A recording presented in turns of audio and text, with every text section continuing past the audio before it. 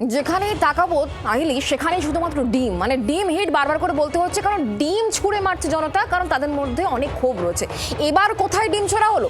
এবার ডিম ছোড়া হয়েছে পাণ্ডবেশ্বরে। গ্রেফতার তৃণমূল নেতাকে ডিম ছোড়া হয়েছে নিত্যানন্দ অধিকারী, তার দিকেই কিন্তু দিন ধেয়ে এলো। থানা থেকে যখন তাকে বার করা হচ্ছে তখনই ব্যাপক বিক্ষোভ, সেই ছবি দেখতে পাচ্ছেন এই মুহূর্তে জি 24 ঘন্টা।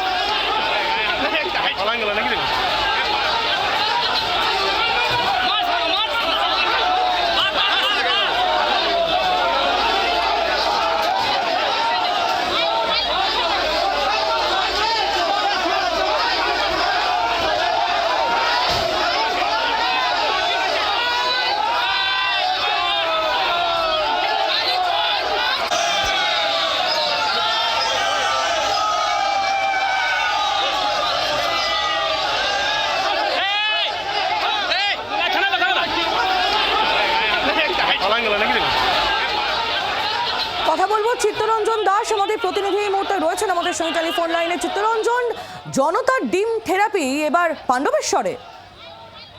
হ্যাঁ দেখো, যেমন ডিম থেরাপি বা পাণ্ডবেশ্বরে যথেষ্ট পরিমাণে ডিম ছোড়া হয় আমরা যেটা দেখতে পাচ্ছি।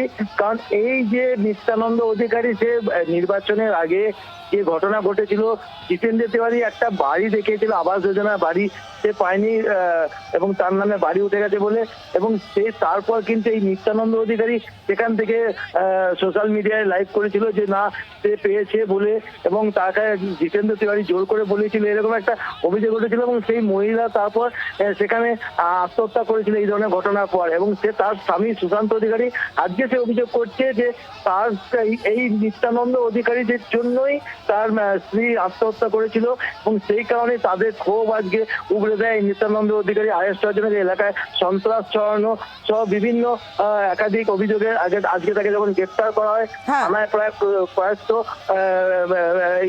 সেখানে একেবারে জনতার ক্ষোভ আছড়ে পড়ে নিত্যানন্দর উপর, সেই ছবি আমরা দেখতে পাচ্ছি। চিত্তরঞ্জন, ধন্যবাদ তোমায়।